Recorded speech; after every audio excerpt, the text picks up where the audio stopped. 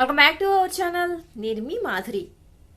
ఆ రామచంద్రుడు, ఆ దయామయుడైనటువంటి ఆ రామయ్య తండ్రికే తప్పలేదు సీతమ్మని కనుగొనటంలో ఆ హనుమంతుడి అవసరం ఉంది. ఆయన సహాయం తీసుకోవాల్సిన పరిస్థితి వచ్చింది.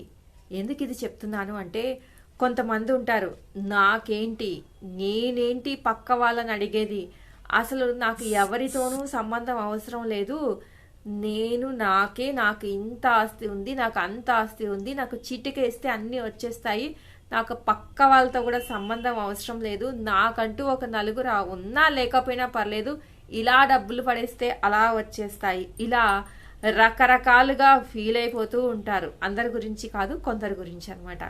అలాంటి వాళ్ళకి కోసమే ఇది చెప్తున్నాను. అంతటి రామయ్య తండ్రికే తప్పనప్పుడు మానవులం మనం ఎంత చెప్పండి.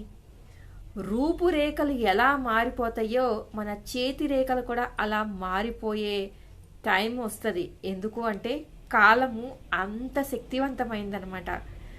ఏజ్ అవుతున్న కొద్దీ మన రూపురేఖలు మారాల్సిందేగా.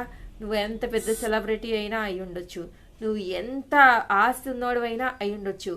ఒకటి ప్రాణం పోవడం అనేది, ఒకటి రోగాలు రావడం అనేది, ఒకటి ఈ రూపురేఖలు మారిపోవడం అనేవి నువ్వు ఏదైనా చేయని కొంచెం లేట్ చేయగలవేమో, కానీ ఇప్పుడున్నటువంటి టెక్నాలజీని బట్టి కొంచెం లేట్ చేయొచ్చేమో. పెద్ద పెద్ద రోగాలు వచ్చినా వాటిని క్యూర్ చేసుకునే డబ్బులు మీకుంటే ఇంకొన్నాళ్ళు బతకొచ్చేమో. వాటి వల్ల కొంచెం అందము తక్కువ అని అనిపించినప్పుడు ఏవేవో ప్రయోగాలు చేసి ఆ ఇంజెక్షన్స్, ఈ ప్రాసెసింగ్, అవి ఇవి అని చెప్పేసి ఇంకొన్ని రోజులు అందంగా ఉండేలాగా మెయింటైన్ చేయగలుగుతావేమో నీకున్న డబ్బులను బట్టి.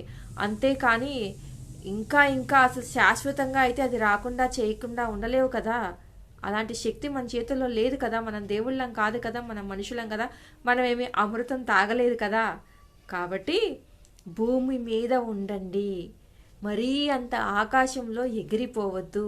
నీకుంటే నువ్వు తింటావు, నీ తర్వాత తరం తింటది, ఆ తర్వాత తరం తింటది, తరగని ఆస్తులు ఉంటే. అంతేకాని నాకుంది కదా అని నాకెవరితోనూ సంబంధం లేదు అని మాత్రం అనుకోవద్దు. కాలము ఎలాంటి వాళ్ళనైనా ఏ విధంగా మార్చాలో ఆ విధంగా మార్చాలనుకుంటే మార్చి చూపిస్తుంది. అంత శక్తి దానికి ఉందన్నమాట. కాలం చేతిలో ప్రతి ఒక్కళ్ళు బందీనే, దాని చేతిలో ప్రతి ఒక్కళ్ళు ఓడిపోవాల్సిందే. కాబట్టి అంత విర్ర వేగద్దనమాట. ఆ రామయ్య తండ్రి కాబట్టి ఆయన అలా చూస్తే చాలు ఎవరైనా మంత్రముగ్ధులు అయిపోతారు. కాబట్టి ఆ హనుమకి అంత భక్తి ఉంది కాబట్టి నిస్వార్థంగా అంత సాయం చేశాడు. ఈ రోజుల్లో నువ్వు అంతలాగా విర్రవీగితే, నువ్వు సహాయం అడిగితే కూడా నువ్వు ఎంత డబ్బులు ఇస్తా అన్నా కూడా ఎవరూ చేయరనమాట. మనము ఎంత ఉన్నా కానీ ఒదిగి ఉన్నప్పుడు మాత్రమే, ఎంత ఉన్నా కానీ అంత గ్రాటిట్యూడ్తో ఉన్నప్పుడు మాత్రమే ఆఖరికి మన ఇంట్లో ఉన్న పనులైనా మన మాట వినేదండి.